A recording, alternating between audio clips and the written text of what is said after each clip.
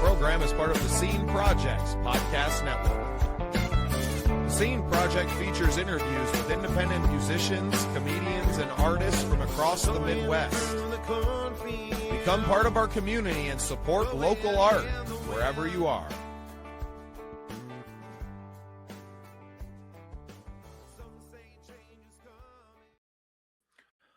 Well, welcome into a very exciting episode of The Scene. I'm your host, Bubba Startz, and with me today is founder of On Sale Live, Dawn Farrow. Dawn, welcome to the show. Thank you so much. Speaking to you from a very rainy and dark London. I've heard it's like that. I have a co-host of our daily independent music show, Unsigned Spotlight, shameless plug there, and he lives down in Torby.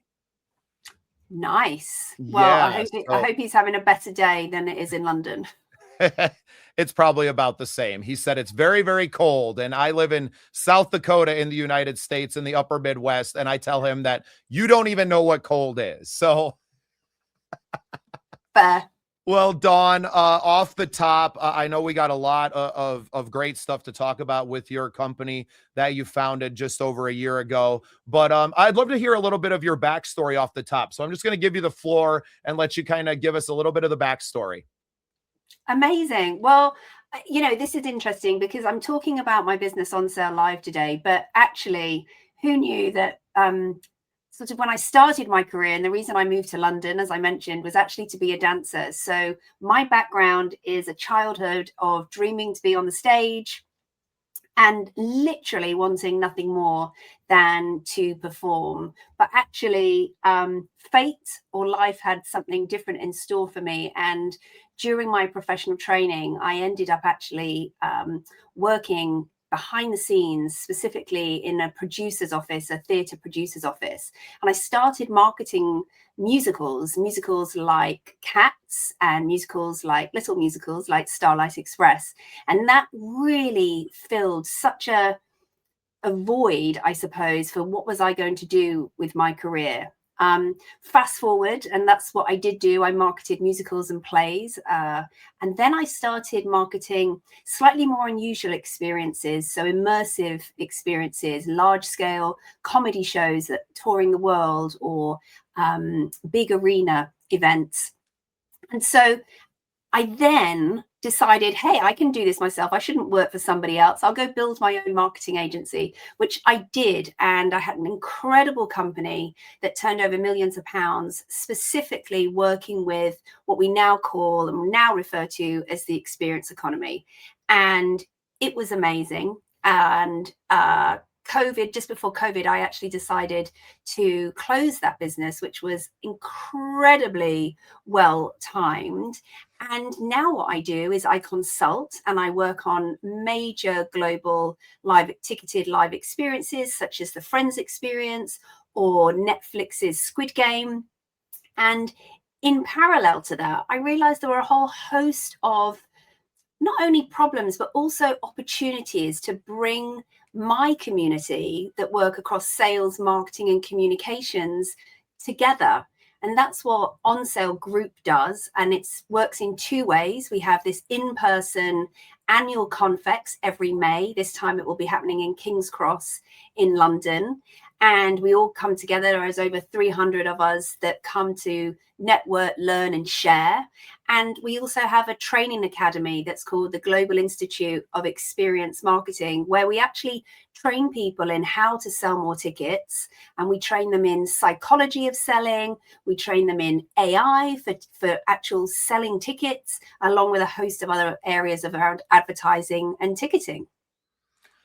Incredible, and such a massively forgotten about part of the live experience. And especially for me, because I come from the on-stage talent side of it. I'm a songwriter myself and know a lot of other songwriters and performers that what keeps us from going to that next level where we are selling tickets is the marketing, is actually knowing how to take our art and our experience that we're offering with these live shows and taking it from maybe a small bar and grill setting to the theater where but that requires a little bit more investment and knowing how to capitalize on that investment. And a lot of people would go and spend the money to rent the venue and have no marketing budget whatsoever. So I love that you kind of have the education side of it, the consulting side of it, as well as being someone who can flesh all of these ideas out.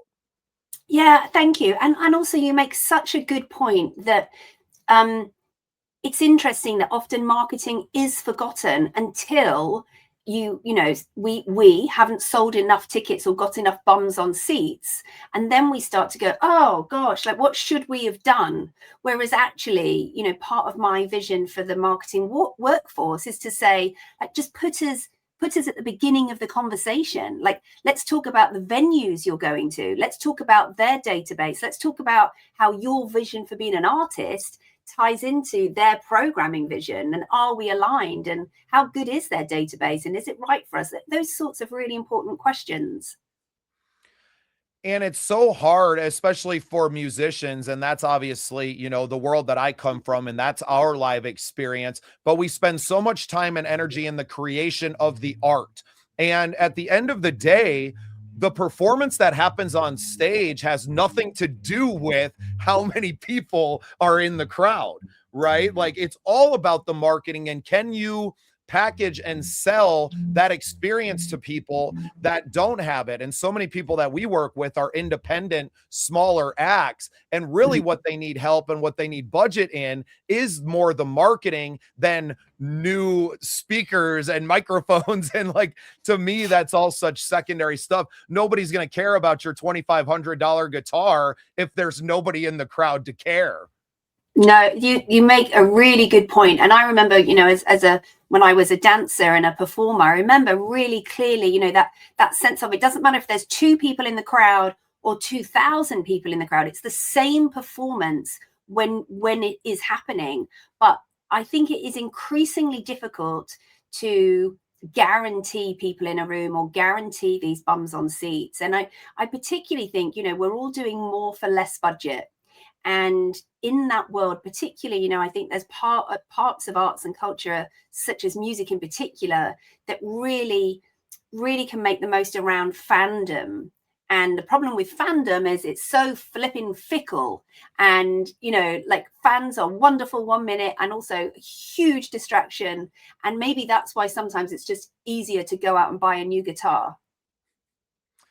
No doubt. And it's honestly, it's just out of their wheelhouse, which is why having groups like yours that are not just built for marketers to learn and network from each other, but somewhere that these, the performers or the stage experience can now come to and feel confident in the abilities of those marketers to do the job that they need to, and people that understand selling a live experience, rather, because it's so much different than selling a product.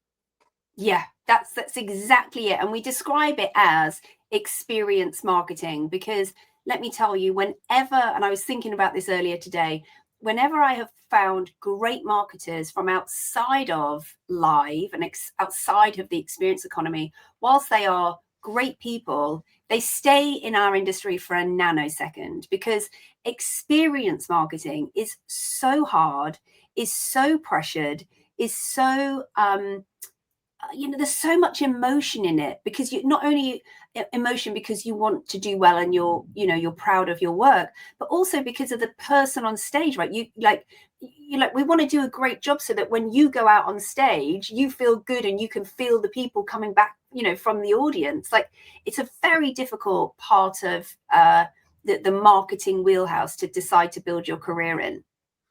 Do you find that it's so hard because, unlike a product or service that is solving a problem that is very tangible and concrete, that you are solving problems that are a little more esoteric? Yes, I'm saying, come to this experience. It will make you feel like X, Y, and Z, or the benefits of being in the room are X, Y, and Z. And we absolutely rely on this kind of social proof. So the idea that, testimonials, quotes, reviews, like, they're so important to selling experiences. But that only works once you're up on the road and once you're open and once you're actually in the building. So much of what we do as experience marketers is think about, how do we position events and experiences prior to that so that we can convince someone that it's worth taking 3 hours out of your weekend, or it's worth getting the babysitter, or it's worth trying to get a group of friends together and taking part in this activity. I'm going to make a big assumption here, but is most of what you end up doing short form video content? Well, that's it's a good point.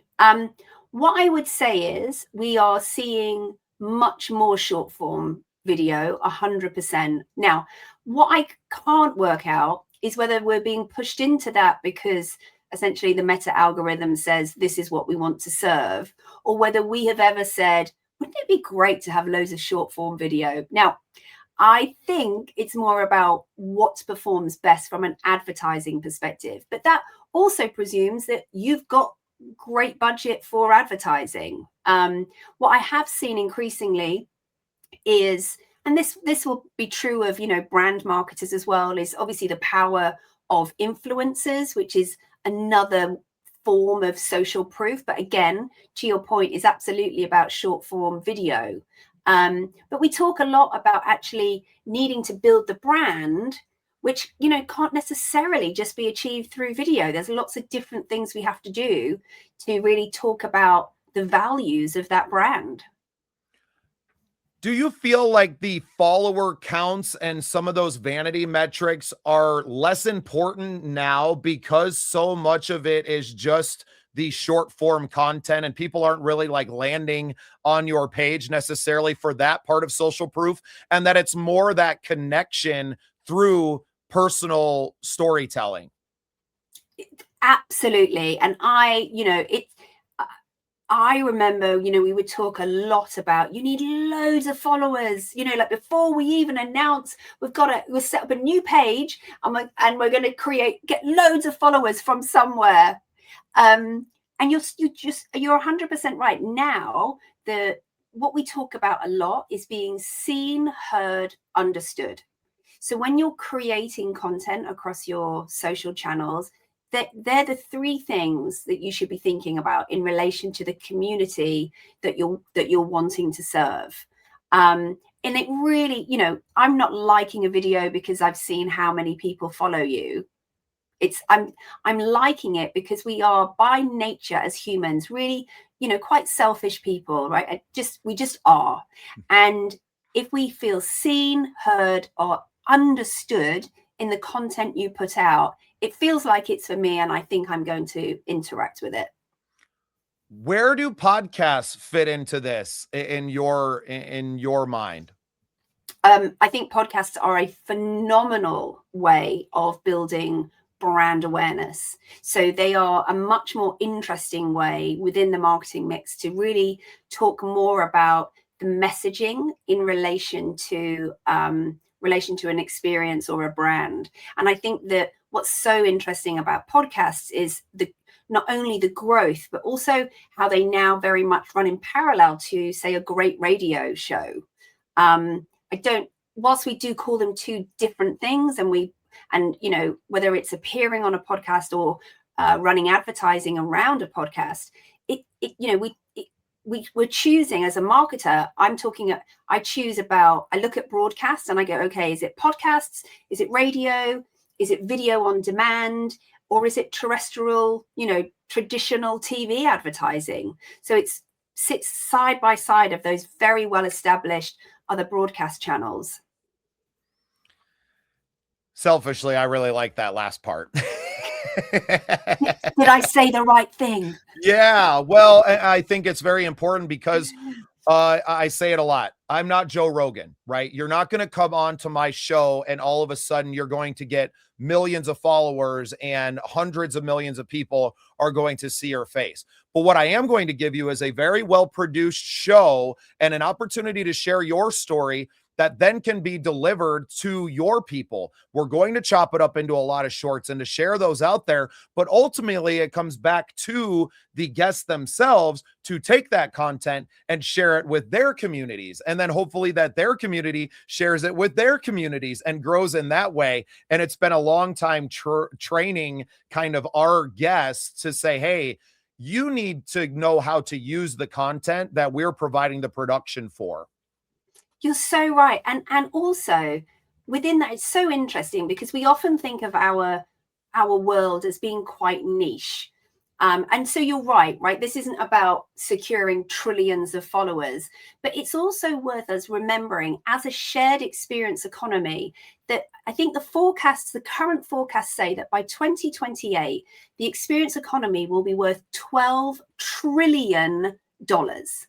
So we're not some, tiny little industry that doesn't know what it's doing. We are absolutely specific, but we're niche in as much as, we are called the experience economy, but there is so much happening within there. And there's so many audiences and also so many incredible people working within it that we can celebrate. And the more, you and I are aligned in terms of that, telling people about how incredible our industry is. And for me as a podcaster, I take my show and perform it live. We have songwriter showcases that are me interviewing an artist, but also allowing them to share their music, not unlike, MTV or VH1 did a long time ago. Now MTV completely defunct and gone, but bringing that, and yes, we are still a podcast, but we are delivering on a live experience as well. So I see a lot of alignment and a lot of work being done between the two of us and our communities in that, and in training other creators that you need to have a live experience, because with AI being what it is now and the video AI that's coming out and only accelerating, people are going to start to tune out to what they see on the internet. And they're going to want to and be involved more with physical communities. And the AI is actually driving up the value of those live experiences, at least in my mind. Honestly, I think it's such a great thing to remind us about, because I think some of what we do, and I think particularly there was a huge rise in podcasts, say during that 3-year COVID period, for example. But what we've also seen is since then, this need, and actually this human desire to get back into rooms, so to get back into ways that we can experience things. And we saw, all of the data in terms of post-COVID, in terms of, what did people do when we came out of COVID? They did experiences. They did experiences with people they wanted to spend time with. And it's exactly the same as you getting your community together. And I get my community together on Sale Live, or indeed our training masterclasses, because we learn more, we soak in more, and all of this is incredible, right? Everything online, but we will never take away from being in person, especially when we see the rate of technology advancement. I think you're absolutely right. The implications of that is that we will want to be in person more, and we will want to see authentic people, doing their thing. And learning and growing and networking and making friends and having conversations and all of that. I was very fortunate to attend a couple of business conferences in the last 12 months. And I'm relatively new to the broadcasting world and the business world. I was a welder a few years ago, so I wasn't attending regularly conferences and things like this. But having been to a couple, Podcast Movement, especially down in Grapevine, Texas last August, we were given one of their scholarship tickets because they identified us as someone that they want to have there. And I was so grateful to have the opportunity to go down and to talk with people inside of an industry that I was still a relative newcomer to. The podcasting industry has been around for quite a while now, almost 20 years. And I only have, at that time, maybe a year and a half in.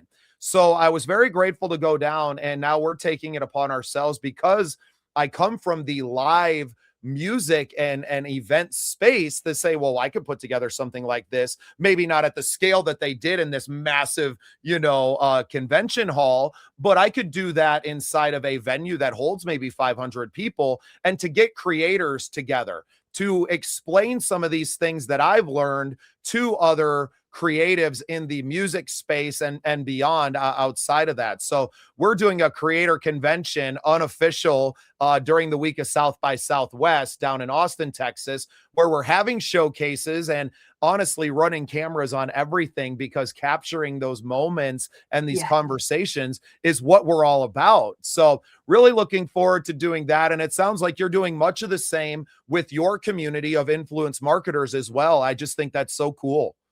Yeah, I honestly, I love this, because we are so aligned in how you build a community and then you get in a room with everybody. And what I love about all of this is that it's rooted in wanting everyone to do really well. And I think that's a shift. I certainly grew up, I've been doing experience marketing for over 20 years. And I grew up where, I was very much trained to not share. So you worked more hours than there were in a day, but you definitely didn't complain, and you definitely did not share any information about what worked and what didn't. And what I love about bringing the experience economy together, so we've got theatre people next to immersive people, next to music people, next to attractions. Actually, people are saying, hey, are you having a rough time? Like, what's working for you? I had a good summer. Oh, I didn't. Oh, anything I could learn from you?